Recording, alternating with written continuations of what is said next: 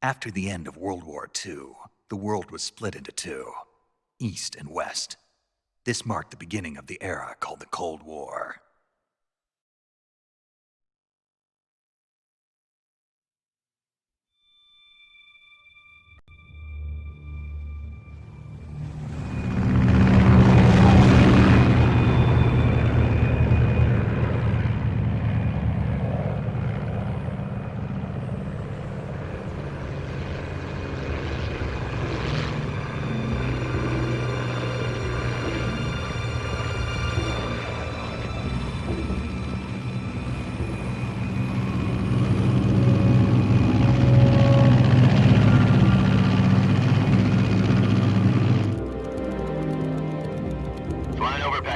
Altitude 30,000 feet. Approaching Soviet airspace. 20 minutes to drop off. Commencing internal depressurization. Equipment check. Arm main parachute. All right. You ready to go? Drop zone still showing a high pressure mass. Cav okay. Good. We've got high visibility.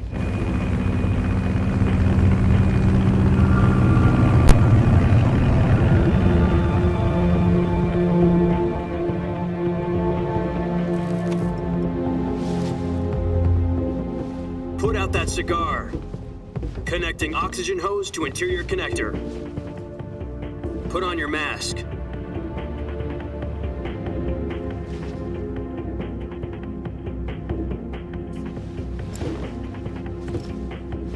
Does this panty waste know what he's doing? Approaching release point. 10 minutes to drop off. Hey, are you deaf? He said put out the cigar and put on your mask.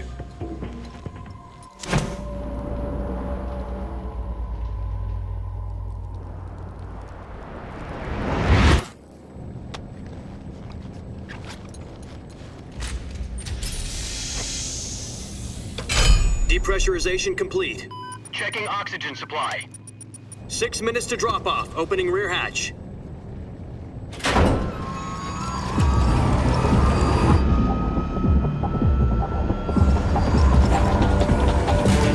Sunrise.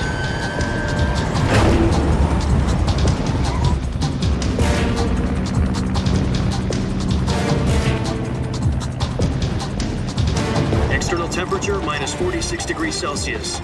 2 minutes to drop off. Stand up. You'll be falling at 130 miles per hour. Try not to get frostbite from the wind chill. 1 minute to drop off. Move to the rear.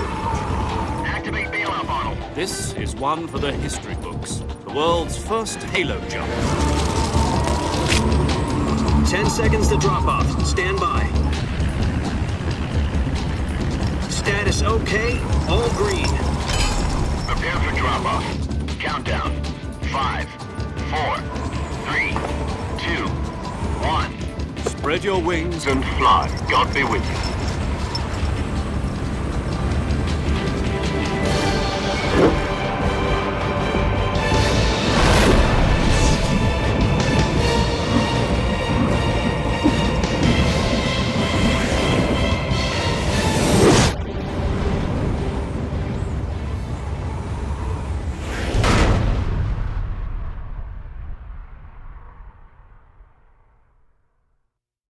Jack, I've got some important news.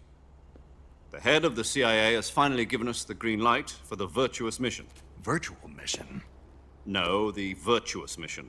The future of our Fox unit depends on it. If it succeeds, we'll be officially organized into a unit. Virtuous mission? Sounds like some kind of initiation ritual. You know, don't get cocky. This isn't a training op. Right. So what exactly is this wonderful mission? Well, about 2 years ago, a certain Soviet scientist requested asylum in the West through one of our moles. His name is Nikolai Stepanovich Sokolov.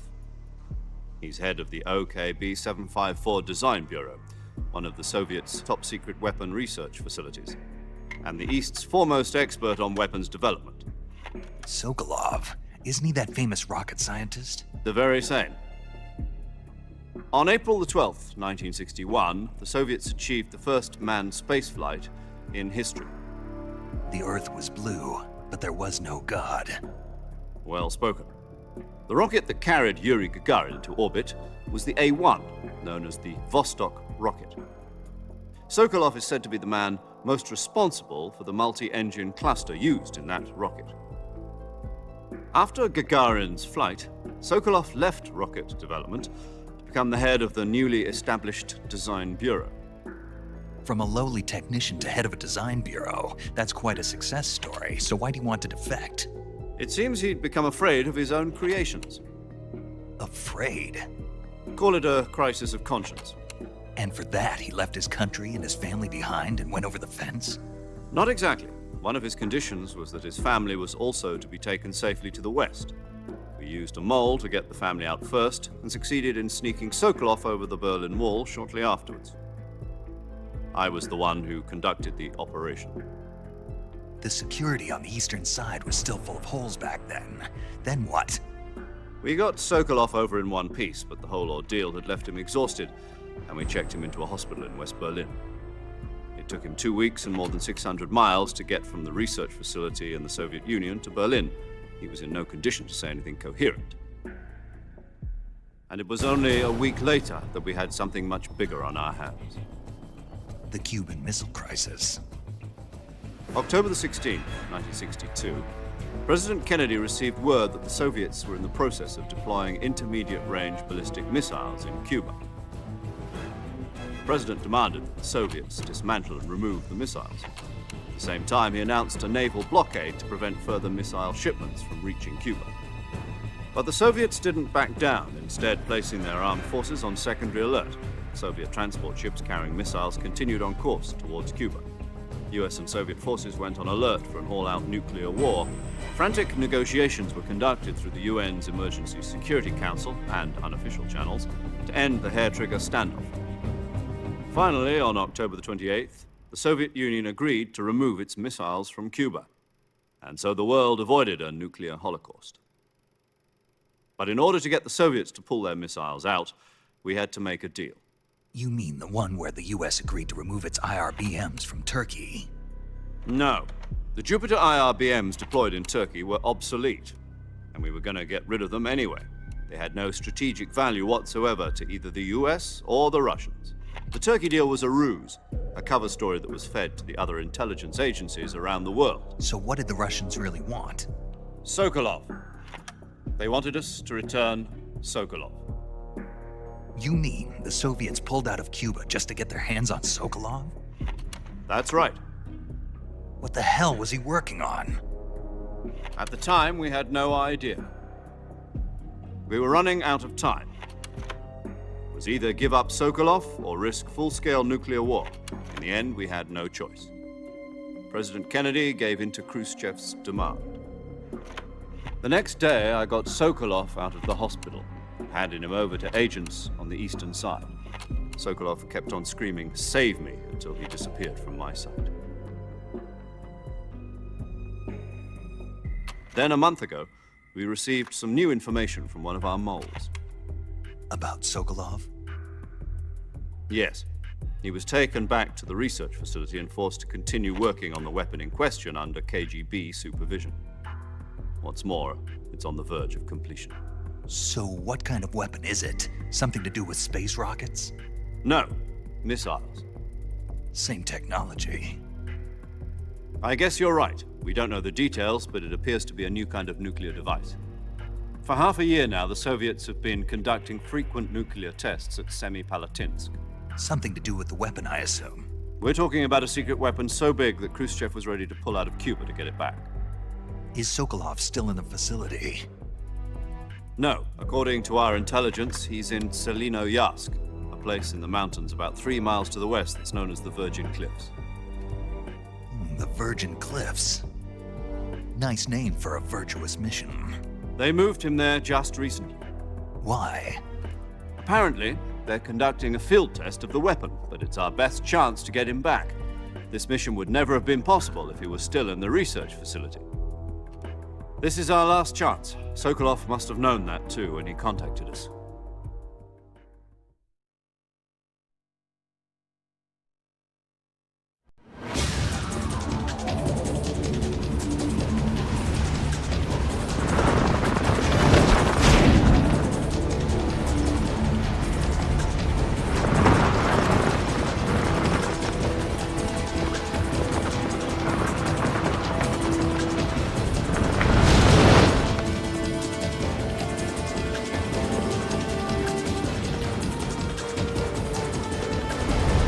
Listen up, Jack. Your mission is to infiltrate Selino-Yask in the Soviet mountains, ensure the safety of Sokolov, and bring him back to the West.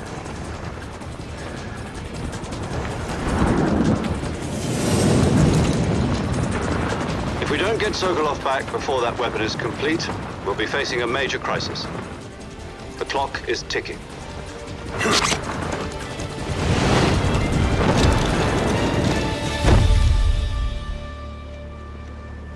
Once we've confirmed the rescue of Sokolov, stand by at the recovery point. A recovery balloon will be dropped at that point. Helium will be pumped into the balloon to inflate it. The process takes about 20 minutes. Once it's complete, the gunship's arm will latch onto the balloon and pull it up. The Fulton surface-to-air recovery system. I'm familiar with the theory. Take it easy. It's been combat-proven. Do you think Sokolov is up to it? The shock will be less than during a parachute jump, and the arm can handle up to 500 pounds. So you're planning on going over the border in a single combat Talon? She's equipped with 2 6-barrel 20mm Vulcan cannons, as well as 2 40mm machine guns. Sounds like she could hold her own against a battalion of tanks. Even with the fuel in the reserve tank, we're facing a 4-hour time limit. If all goes well, it shouldn't take more than a few hours. Home in time for dinner. But if anything goes wrong, You'll be eating dinner, breakfast, and all the rest of your meals in the jungle.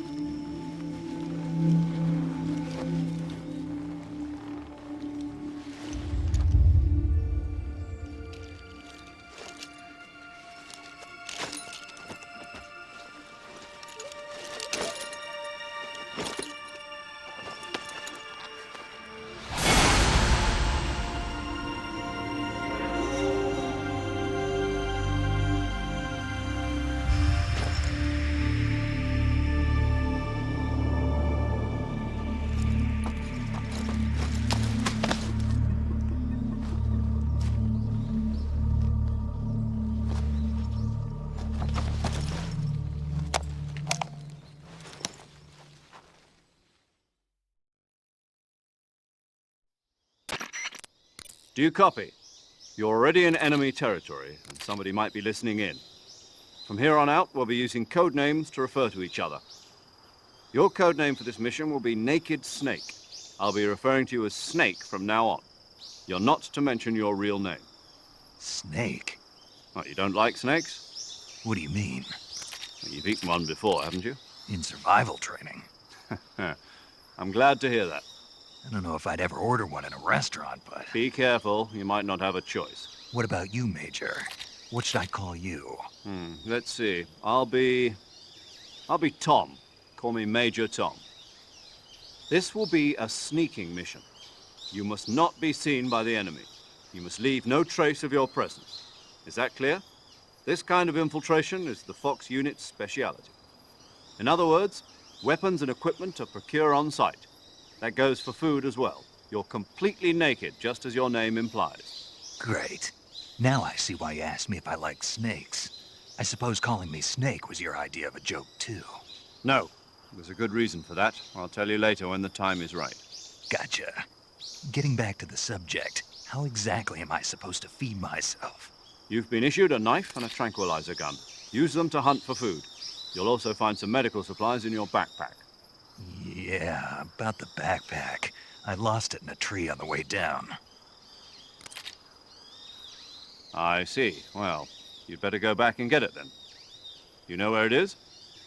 No problem. I can see it from here. It's stuck on a branch.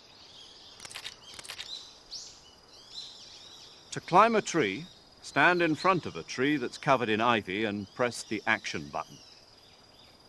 I'll be monitoring your progress over the radio. We can't risk violating Soviet airspace, but I'll be in the gunship.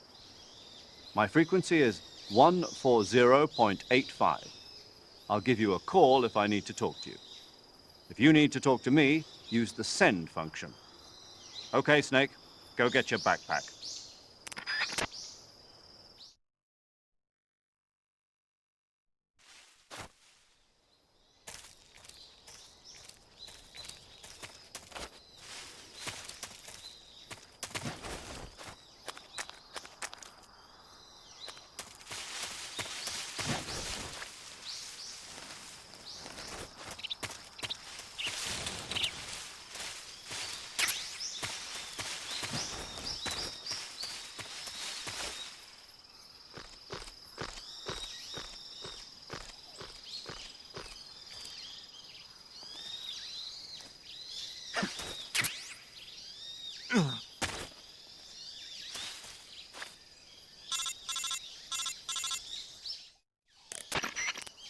I see you've retrieved your backpack, Snake. To equip a weapon, it's necessary to take it out of your backpack. In the survival viewer, choose Weapon from the backpack. Your available weapons will be displayed in a window in the upper left. From that list, choose the weapon you want to equip and press the Enter button. For other equipped items, just do the same thing from Item. Got it. Use the survival viewer backpack. Yep, that's right. Survival is fundamental to this mission. After you've been out in the field for a while, your stamina will start to drop. If your stamina gets too low, it'll affect your performance. You won't be able to shoot accurately, for example, and your wounds won't heal as smoothly. Keep an eye on your stamina so you don't run out. To recover lost stamina, you can hunt for local flora and fauna. You can use either your tranquilizer gun or your knife to hunt. My only weapon is a Mark 22 Hush Puppy tranquilizer gun? That's right. It's been fitted with its own suppressor. However, the suppressor will deteriorate every time you fire. Once its durability reaches 0, the noise suppression effect will be gone. So don't get too trigger-happy with it. The suppressor's durability is shown in the icon. Any weapons and equipment beyond what you're carrying now, you'll have to find as you go. I have to find my own weapons and equipment? Whose crazy idea was this anyway? Solo covert actions are standard Fox operating procedure. You can't leave any traces of your presence. No weapons, equipment, footprints, sweat, or bodily waste. The same goes for bullets and cartridges, too. Your presence in enemy territory is already a violation of international conventions of warfare. There aren't supposed to be any American soldiers in Russia. It could spark an international incident. You can't let anyone see you. You can't let the enemy know you're there. This is a stealth mission. You're a ghost, Snake, in every sense of the word. And there'll be no rescue if you're captured. The military and US government will deny any involvement in the affair. Then I'll just have to take care of myself, huh? I'm afraid so. You've been given a fake death pill for that purpose. SIS guidelines stipulate that soldiers on covert ops like this one be issued a potassium cyanide capsule. Tape it to your body so you can take it when you need to. How generous of you. Use it if you're taken prisoner by the enemy. It'll send you into a state of false death for a short time. Fooling them into thinking that I'm really dead. So, how do I come back to life? Just take the revival pill. You mean that thing they put in my tooth before the mission? That's the one. But be careful. If you remain in a state of false death for too long, nothing will be able to bring you back. Remember that. I'll keep it in mind. You said this was a solo mission, right? Right. I guess that means I can't count on any reinforcements. Correct. The mission rests entirely in your hands. A real one-man army. Relax. There's a support team ready to back you up over the radio. Who? I'll introduce them to you. This time, survival is of utmost importance. The first member of the support team will be in charge of monitoring your physical condition, acting as a medic, so to speak, as well as recording your mission data. She's a member of Fox as well, and she's here on the gunship with me. She? Hello, Snake. I'm paramedic. Nice to meet you. Paramedic. As in a medic who comes in by parachute. Aren't you going to tell me your real name? Are you going to tell me yours, Mr. Snake? My name, huh? It's John Doe. And they call you Jack for short. You're a regular Captain Nemo. A name means nothing on the battlefield. After a week, no one has a name. What's your name? Jane Doe. Very funny. I wasn't joking, but I'll tell you my name only if you manage to make it back alive. My frequency is 145.73. She's also in charge of recording your mission data. Whenever you want to save, send a message over the reserved save frequency, 140.96. So saving lets me record my mission data. That's right. It also records the state of your health. Good to know. There's one more person I want to introduce you to, Snake. Huh? Speaking of snakes, you remember the boss, don't you? A legendary soldier and your mentor. Actually, it was the boss that got the DCI's authorization in the first place. She's going to be serving as Fox's mission advisor. The boss is? She also helped me plan this mission. She and I were at SAS together. Jack, is that you? How many years has it been? Boss? That's right. It's me. Talk to me. Let me hear your voice. It's been 5 years, 72 days, and 18 hours. You've lost weight. You can tell just by the sound of my voice. Of course I can. I know all about you. Really? Well, I don't know anything about you. What's that supposed to mean? Why'd you disappear on me all of a sudden? I was on a top-secret mission. You didn't need me anymore. But there were still so many things I wanted you to teach me. No, I taught you everything you needed to know about fighting techniques. I taught you all I could. The rest you needed to learn on your own. Techniques, sure. But what about how to think like a soldier? How to think like a soldier? I can't teach you that. A soldier needs to be strong in spirit, body, and technique. And the only thing you can learn from someone else is technique. In fact, technique doesn't even matter. What's most important is spirit. Spirit and body are like two sides of a single coin. They're the same thing. I can't teach you how to think. You'll just have to figure it out for yourself. Listen to me, Jack. Just because soldiers are on the same side right now doesn't mean they always will be. Having personal feelings about your comrades is one of the worst sins you can commit. Politics determine who you face on the battlefield. And politics are a living thing. They change along with the times. Yesterday's good might be tomorrow's evil. Is that why you abandoned me? No, it had nothing to do with you. I already told you, Jack. I was on a top-secret mission. A soldier has to follow whatever orders he's given. It's not his place to question why. But you're looking for a reason to fight. You're a natural-born fighter, but you're not quite a soldier. A soldier is a political tool, nothing more. That's doubly true if he's a career soldier. Right and wrong have no place in his mission. He has no enemies and no friends. Only the mission. You follow the orders you're given. That's what being a soldier is. I do whatever I have to get the job done. I don't think about politics. That's not the same thing. Sooner or later, your conscience is going to bother you. In the end, you have to choose whether you're going to live as a soldier or just another man with a gun. There's a saying in the Orient, loyalty to the end. Do you know what it means? Being patriotic. It means devoting yourself to your country. I follow the president and the top brass. I'm ready to die for them if necessary. The president and the top brass won't be there forever. Once their terms are up, others will take their place. I follow the will of the leader, no matter who's in charge. People aren't the ones who dictate the missions. Then who does? The times. People's values change over time, and so do the leaders of a country. So there's no such thing as an enemy in absolute terms. The enemies we fight are only enemies in relative terms, constantly changing with the times. As long as we have loyalty to the end, there's no point in believing in anything, even in those we love.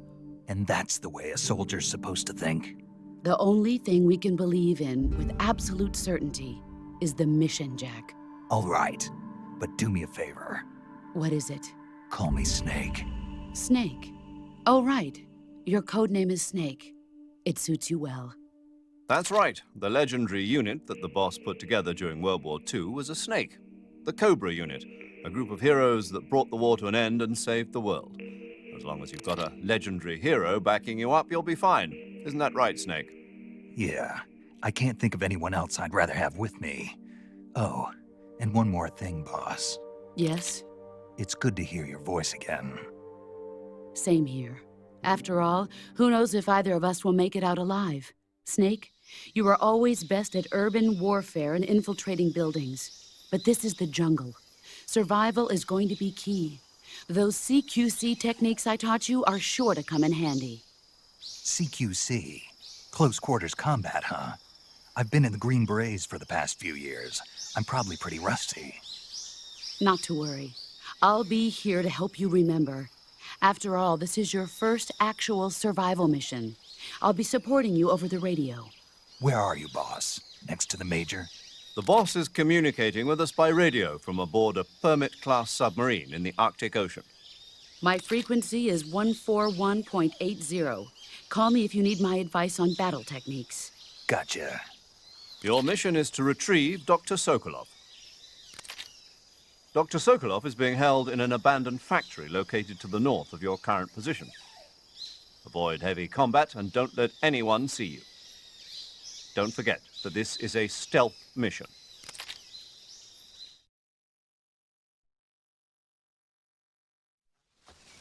Snake, try to remember some of the basics of CQC.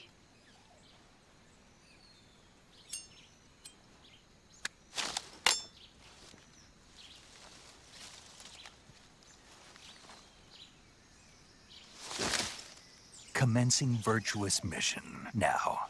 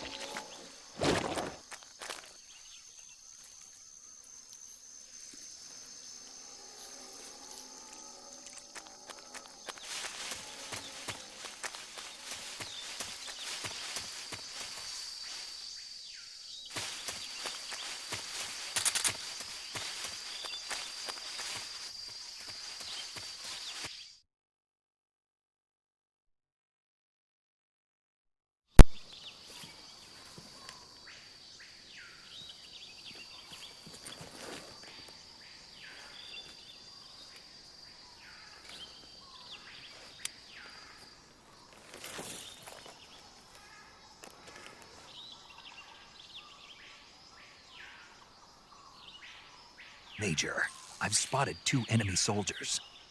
They're probably KGB troops sent to guard Sokolov. AK-47s and grenades.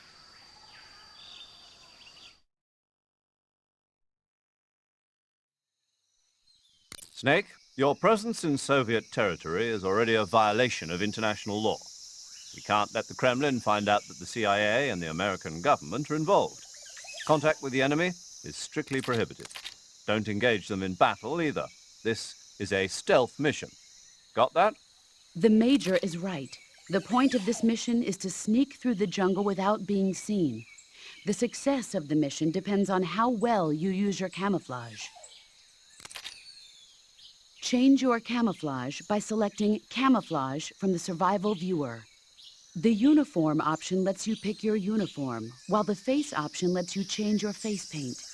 Choosing camouflage that blends in with your surroundings will help you conceal yourself more effectively.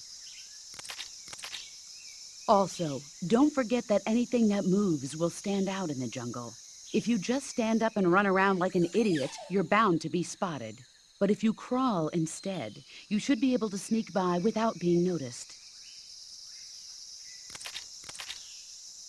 You can see how effective your camouflage is by looking at the Camo Index. The Camo Index shows how well your current camouflage blends in with the surrounding area. The higher the value, the harder you are to spot, and vice versa. The key is to make yourself one with nature. Keep that in mind as you go along, okay?